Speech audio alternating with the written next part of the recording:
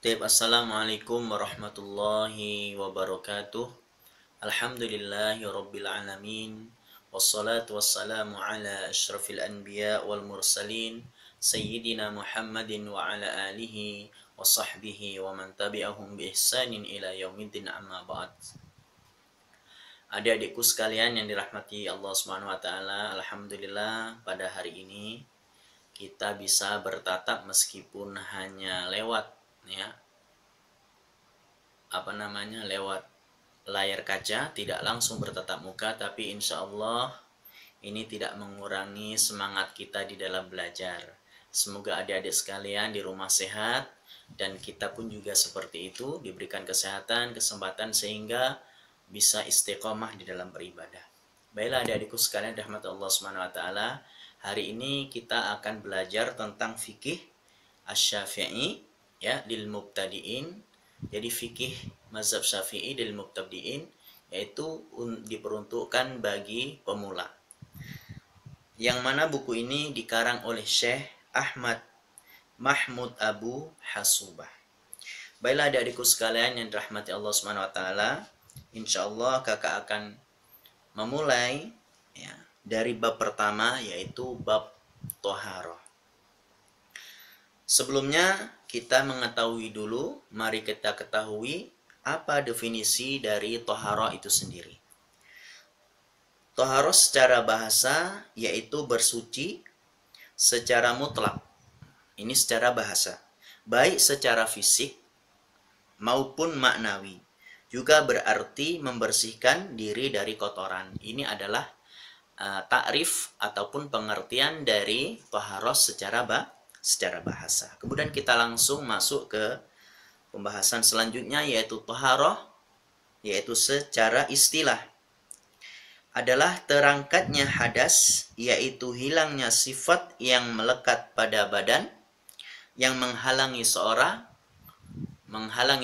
untuk melakukan ibadah sholat atau lainnya. Jadi jika hadas ini, sifat ini melekat pada seorang, maka seorang itu tidak boleh mengerjakan ibadah sholat ataupun yang lainnya sebelum dia bersuci. Baiklah adik-adikku sekalian, sekarang kita akan masuk pembahasan selanjutnya, hukum Thaharah dan dalil pensyariatannya. Bersuci dari hadas hukumnya wajib berdasarkan dalil Al-Quran, kemudian As-Sunnah, kemudian ijma, kepada semua orang yang terkena kewajiban mengerjakan sholat. Oke, sekarang kita akan mengetahui dalil tersebut. Kita mulai dari yang pertama, yaitu dalil dari Al-Quran. Wa anzalna minas sama'i ma'an tahura. Jadi Allah Subhanahu wa taala berfirman, wa anzalna minas sama'i ma'an tahura. Dan kami turunkan dari langit air yang amat bersih.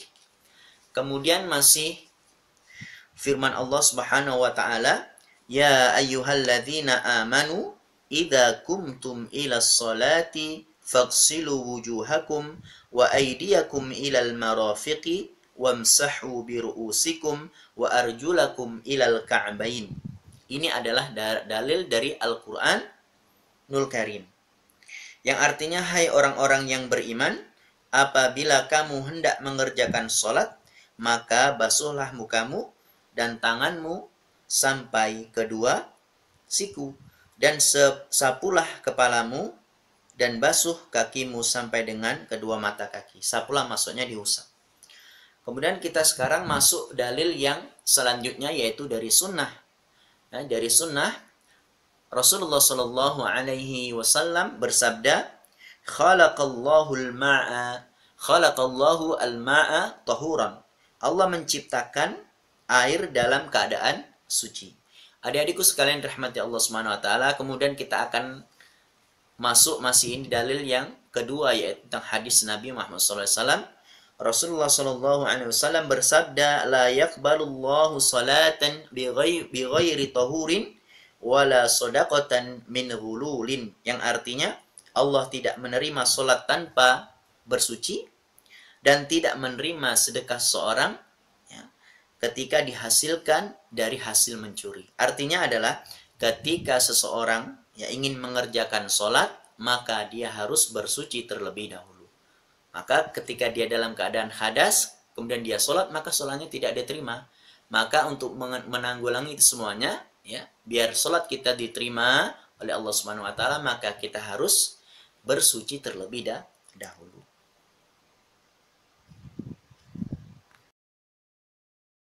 Kemudian sekarang yaitu masuk ke dalil selanjutnya, yaitu ijma. Sedangkan dari ijma, bahwasanya tidak ada seorang pun dari kaum muslimin berselisih tentang wajibnya bersuci. Inilah dalil dari ijma. Tadi kita sudah sebutkan dalil dari Al-Quran, kemudian sunnah, dan ijma kaum muslimin. Mereka bersepakat bahwasanya tidak ada perselisihan di antara mereka, yaitu tentang wajibnya bersuci. Adik-adikku sekalian yang dirahmati Allah Subhanahu wa taala, kemudian kita akan masuk ke pembahasan selanjutnya, yaitu macam-macam toharoh. Toharoh ada dua macam, sebagai berikut. Yang pertama adalah bersuci dari hadas, yaitu dengan berwudu, mandi, dan tayamum. Nah, ini adalah bersuci dari hadas. Taharatul hadas, yaitu contohnya adalah dengan cara berwudu, kemudian mandi, ataupun tayamum. Ini yang pertama. Kemudian yang kedua dari pembagian atau macam-macam taharah adalah kedua, bersuci dari najis, yaitu dengan membersihkan air kencing, kotoran, dan yang lainnya. Jadi kalau disebutkan, kalau dia berkaitan dengan najis, artinya ini yang tampak. Tapi ketika hadas, itu adalah sesuatu yang tidak tampak, dan itu bisa dilakukan dengan berwudu, mandi, dan tayamum. Baiklah adikku sekalian, tadi kita sudah belajar tentang macam-macam taharah, Di situ ada taharatul hadas, kemudian juga ada at-taharatun najasah. Kemudian kita sekarang masuk ke makna hadas dan najis itu sendiri. Hadas secara bahasa, hadas artinya terjadi. Secara bahasa, hadas itu adalah terjadi, yaitu mulai nampak. Ini adalah secara bahasa.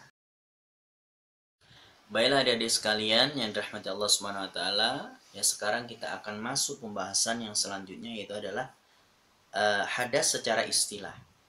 Hadas artinya secara istilah adalah sifat yang melekat pada diri seseorang sehingga menghalanginya untuk mengerjakan ibadah tertentu, atau bisa disebut juga yaitu najis hukmi. Jadi ketika seorang itu berhadas, maka seseorang itu akan terhalangi untuk mengerjakan suatu ibadah. Jadi dia harus, kalau ingin mengerjakan sholat, kalau dia sedang berhadas, maka harus bersuci terlebih dahulu. Kemudian dari sekalian, sekarang kita masuk kepada pembahasan selanjutnya, yaitu najis. Kalau tadi hadas, sekarang adalah najis atau khobas. Secara bahasa, khobith adalah lawan dari kata thayyib. Thayyib itu baik. Jadi kalau kakak sebutkan thayyib, berarti lawan katanya adalah khabith. Kalau kakak sebutkan apa lawan kata dari khabith, yaitu thayyib. Insya Allah mudah sekali, mudah diingat dan dipahami insya Allah. Dan kata khobas sendiri dalam penggunaan orang Arab bisa bermakna tercela. Kakak ulangi lagi, dan khabith sendiri ini dalam penggunaan bahasa Arab, orang Arab sana itu bisa bermakna tercela ataupun dibenci, atau sesuatu yang buruk, baik berupa perkataan ataupun perbuatan ataupun harta ataupun makanan dan minuman. Inilah arti dari khobas secara bahasa. Kemudian sekarang kita akan melirik sedikit apa arti yaitu khobas secara istilah.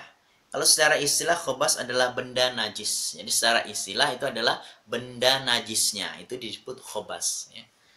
atau lawannya dari hadas. Nah, dari sini kita ketahui bahwasanya perbedaan dari hadas dan khobas. Kalau hadas itu adalah sifatnya, ya, sifatnya yang tidak nampak. Kalau kalau khobas itu adalah bendanya, ya, bendanya itu nampak, benda najisnya itu adalah nampak. Contohnya seperti air kencing, kemudian kotoran manusia dan lain sebagainya, itu satu yang nampak, maka ini disebut yaitu khobas. Ini adalah secara istilah, ya. Kemudian kita masuk ke pembahasan selanjutnya adalah hukum toharoh, ya, hukum toharoh. Jadi adik-adikku sekalian, hukum toharoh itu ada dua macam. Yang pertama adalah toharoh wajib, kemudian yang kedua adalah toharoh sunnah. Apa itu toharoh wajib? Misalnya mandi dan wudhu. Ya, ketika seseorang berhadas, ya, kemudian dia ingin melaksanakan sholat, ya, ibadah sholat atau yang lainnya, maka dia diwajibkan untuk berwudhu. Nah, makanya di sini disebutlah toharoh wajib. Maka dia wajib berwudhu. Ya. Kemudian mandi, ya, mandi di sini adalah mandi besar. Misalkan, ya, adik-adik sekalian yang sudah pernah mohon maaf, ini mimpi indah, ya, pernah mimpi indah, maka diwajibkan untuk apa? Mandi atau bertoharoh, ya, mandi besar atau bertoharoh, yang itu sifatnya apa? Wajib. Kemudian yang kedua adalah toharoh sunnah, misalnya mandi-mandi yang disunnahkan dan memperbarui wudhu. Ini adalah misalkan mandi pada hari Jumat, sebelum kita Jumatan itu kan kita disunahkan untuk mandi, ya. Kemudian pada 2 hari raya, dan juga yaitu ketika kita memperbarui wudhu, ya. Kita memperbarui wudhu, kita sudah punya wudhu tapi ingin memperbarui wudhu, ya, makanya disebut yang untuk memperbarui wudhu ini adalah sunnah, apa hukumnya, ya, toharoh sunnah. Kemudian adikku sekalian, kita sekarang masuk ke media untuk toharoh. Jadi media untuk toharoh ini disebutkan di buku ini ada 4. Yang pertama adalah air, tanah, ataupun debu suci. Kemudian batu, kemudian disebutkan adalah istihalah. Ya, istihalah ini kalau ada harfuz ziyadahnya itu adalah artinya litolab, ya, meminta kehalalan. Oke, kita bahas satu persatu, ya. Yang pertama adalah air, yang digunakan untuk mengangkat hadas atau menghilangkan najis. Nah, perhatikan adik-adikku sekalian, digunakan untuk mengangkat hadas. Jadi air itu gunanya adalah untuk mengangkat hadas. Kalau hadas itu pakai raf'un. Makanya kalau kita ingin berwudu, ya, kita baca niatnya kan seperti ini. Nawaitu al-wudu'a li raf'i al-hadas, bukan li izalati an-najas, ya. Jadi kalau arraf ayadulil hadas, kalau seandainya izalah itu untuk apa? Untuk najis, menghilangkan najis. Kemudian yang kedua yaitu adalah debu yang suci. Ya, ini digunakan untuk tayamum, baik yang sifatnya wajib ataupun tayamum yang sifatnya sunnah. Kemudian yang selanjutnya adalah batu. Ini digunakan untuk bersuci setelah buang hajat, atau biasa kita dikenal dengan beristinja, ya. Dan yang keempat adalah istihalah, yaitu meminta dijadikan halal. Jadi kakak kasih contoh yang sangat mudah dipahami insyaallah untuk adik-adik sekalian, yaitu, ya, kulit bangkai binatang menjadi suci dengan cara disamak. Pertamanya dia tidak suci, ya kan? Tidak suci, najis, kemudian setelah disamak dia menjadi suci. Nah, ini. Kemudian bisa dipakai misalkan untuk dompet, ya. Biasanya kan kita ada itu dompet dari kulit apa, seperti itu, ya enggak.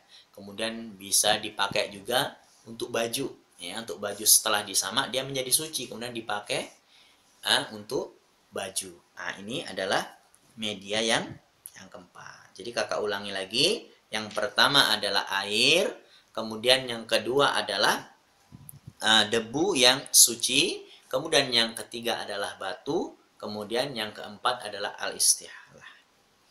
Adik-adikku sekalian, sekarang kita akan masuk pembahasan selanjutnya, yaitu jenis air yang sah digunakan untuk bersuci. Ya, sebenarnya ini kita baca saja, adik-adik baca, insya Allah kalau dipahami insya Allah paham. Tapi ini coba kakak. Baiklah adik-adik sekalian, yang selanjutnya adalah jenis air yang sah digunakan untuk bersuci. Ya.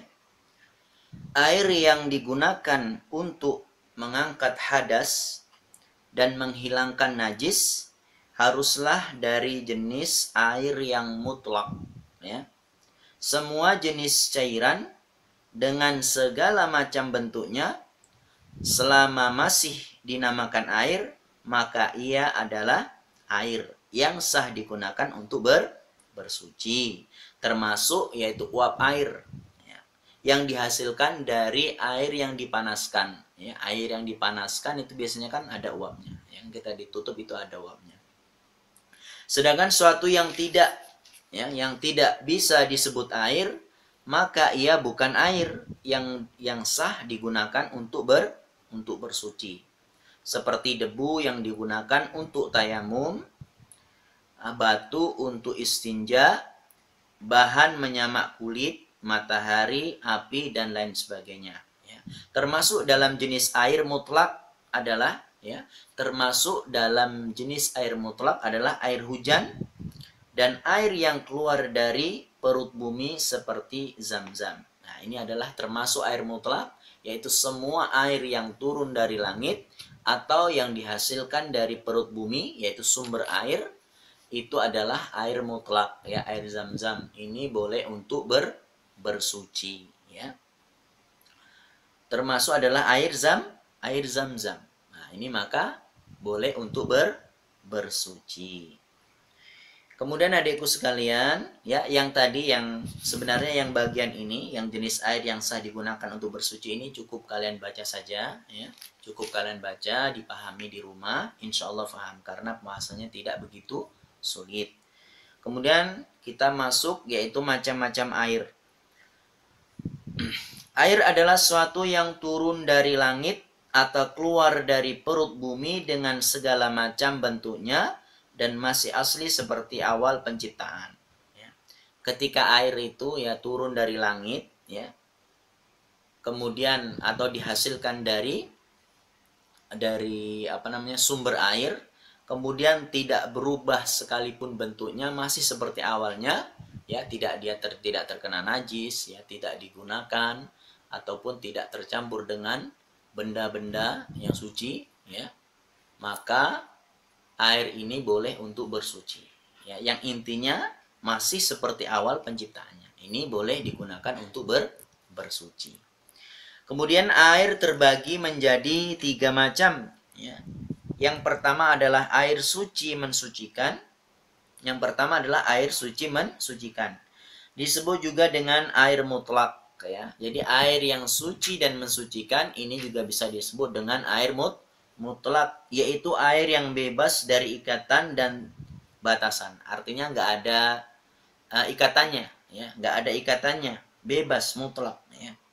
Ikatan atau batasan yang dimaksud biasanya berupa penyandaran. Ya, kalau dalam bahasa Arabnya disebut idhofah. Tapi mungkin untuk adik-adik kelas 1 masih memahaminya mungkin idhofah apa itu belum begitu paham ya. Jadi idhofah itu adalah penyandaran, ya, penyandaran. Contoh air muqayyad dengan ifadah, idhofah, penyandaran, diantaranya yaitu air mawar. Jadi ketika air disandarkan ke mawar, maka dia air mawar. Nah, mawarnya ini adalah idhofahnya.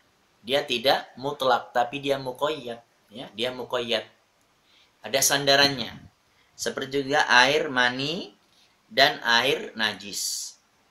Kemudian air suci mensucikan, ya, air suci yang mensucikan ini terbagi lagi menjadi 2 macam. Yang pertama adalah haram digunakan seperti air hasil curian. Ya, jadi air yang suci dan mensucikan ini pun terbagi menjadi 2. Yang pertama adalah haram digunakan. Ya, haram digunakan. Kenapa haram digunakan? karena air ini dihasilkan dengan cara yang tidak baik, ya, dengan cara mencuri, gosok, dan lain sebagainya yang itu caranya tidak bagus. Maka air ini adalah haram digunakan. Kemudian yang kedua adalah makruh digunakan, ya. Kalau tadi haram digunakan karena hasil dari gosok, mencuri, maka yang keduanya adalah makruh digunakan. Dia suci, ya. Dia suci, mensucikan, tapi dia haram digunakan karena apa? Airnya didapat dari hasil mencuri. Kemudian dia suci, mensucikan, tapi dia makruh. Kenapa makruh? Nah, makruh digunakan yaitu air musyammas, ya. Dia airnya suci, mensucikan, tapi makruh untuk digunakan. Kenapa dia makruh? Air yang terkena panas matahari dalam bejana logam. Nah, jadi air yang terkena matahari di bejana logam ini namanya adalah air musammas. Dan air musammas ini adalah air yang suci, mensucikan, tapi dia makruh isti'maluh. Jadi makruh menggunakannya. Apa alasannya? Disebutkan oleh Imam Syafi'i. Ya, Imam Syafi'i berkata, aku memakruhkan air musammas hanya dari segi kesehatan saja. Jadi dimakruhkan air musammas ini karena ada mudorot, ya. Kalau ditinjau dari kesehatan, air musammas ini mengandung mudorot. Baiklah adikku sekalian, jadi sekarang kita masuk kepada air suci tetapi tidak mensucikan. Air ini terbagi menjadi 3 macam.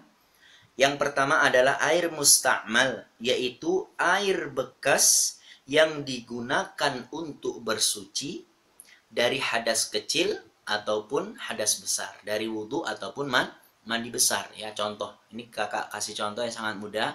Misalkan kita mengambil wudhu, ya, mengambil wudhu. Nah, ini misalkan ada air di sini, kita ambil airnya, ya, kemudian kita basuh muka kita, ya, seperti ini.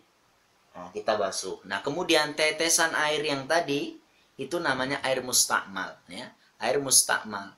Jadi airnya suci tapi tidak bisa mensucikan karena sudah mustakmal kita pakai. Ya. Jadi, tapi ini untuk basuhan yang pertama. Tapi kalau untuk basuhan yang selanjutnya, ya, kedua, ketiga itu bukan air mustakmal karena kedua, ketiga ini adalah hukumnya sunnah. Ya. Sebenarnya dalam wudhu sekali saja seperti ini sudah cukup. Ya. Kedua, ketiga itu adalah sunnah. Maka yang pertama ini, tetesan basuhan yang pertama ini, yaitu adalah mustakmal. Kemudian yang kedua, yang ketiga tidak mustakmal. Kemudian kita masuk selanjutnya, yaitu air mustakmal bekas untuk mencuci najis. Ya, ketika di situ ada najis, ya, kita bersihkan, ya, kita bersihkan, najisnya sudah hilang. Kemudian najisnya sudah hilang, kemudian kita basuh lagi, ya. Nah, maka yang air mustakmal ini itu adalah air suci tapi tidak bisa mensucikan, ya, dengan syarat najisnya sudah hilang dulu, ya enggak, sudah bersih. Kemudian kita cuci dengan air lagi, maka air yang mustakmal ini tadi adalah air suci tapi tidak bisa mensucikan, tidak bisa untuk bersuci, ya. Adikku sekalian, yaitu sekarang pembagian yang ketiga, air yang telah berubah salah satu dari rasa, warna, dan baunya dengan sesuatu yang suci sehingga merubah status kemutlakan air. Misalnya parfum, ya, air yang kena sabun, air yang kena tinta. Jadi seperti ini. Jadi di situ ada air mutlak, ya, air yang suci, ya. Tetapi ketika hadir ke dalam air suci ini, ya, itu sesuatu benda yang suci. Contohnya, jadi ada air, ya, yang suci, air mutlak, kemudian dikasih kopi. Nah, tentunya kan merubah warna. Kemudian dikasih gula, merubah rasa, ya. Maka air ini adalah air suci. Airnya suci, tetapi dia tidak mensucikan. Kenapa? Karena rasanya, baunya itu sudah berubah. Makanya di sini disebut adalah air suci tetapi tidak bisa mensucikan. Contohnya ya air kopi, ya, air teh. Kemudian di sini disebutkan air yang kena sabun, kemudian parfum dan lain sebagainya. Kemudian kita masuk sekarang pembagian, ya, air ya, pembagian air. Yang ketiga, air mutanajis. Air ini terbagi menjadi dua macam, ya, air mutanajisnya terbagi dua macam. Yang pertama adalah air yang jumlahnya sedikit, kemudian tercampuri najis. Jadi airnya sedikit, kemudian tercampuri oleh najis. Merubah salah satu sifat air maupun tidak, baik najisnya itu banyak atau sedikit. Nah, ini adalah pembagian dari air mutanajis. Jadi airnya itu suci, tapi dia terkena najis, maka disebut mutanajis. Ya, ini yang pertama adalah airnya sedikit, jumlahnya sedikit, kemudian tercampuri najis. Merubah salah satu sifat air maupun tidak, baik najisnya itu banyak ataupun sedikit. Kemudian yaitu air yang jumlahnya banyak. Ya, air yang jumlahnya banyak kemudian tercampuri najis dan merubah salah satu sifat air meskipun perubahannya ringan. Nah, ini juga termasuk dari bagian air mutanajis, air yang terkena najis. Bisa disebut banyak ya jika ukuran air itu mencapai 2 kula atau lebih ya. Dan 2 kula itu ya ukurannya adalah 200 ya, sekitar 270 liter. Inilah pembahasan kita hari ini ya. Semoga apa yang kita pelajari itu bermanfaat ya. Dan menambah wawasan kita dalam ilmu fikih ya. Jadi adik-adik sekalian, kakak harapkan di rumah banyak membaca lagi ya, apa yang sudah kita sampaikan dibaca lagi, diulang-ulang, dimudzakarah, dimutalaah, supaya ilmunya benar-benar ya dikuasai, benar-benar dipahami dengan baik. Mungkin hanya ini ya yang bisa kakak sampaikan dalam kesempatan yang berbahagia ini. Semoga kita bisa bertemu di lain waktu, insya Allah di pertemuan yang selanjutnya. Ya, aku lu qauli hadza astaghfirullahu li wa lakum. Assalamualaikum warahmatullahi wabarakatuh.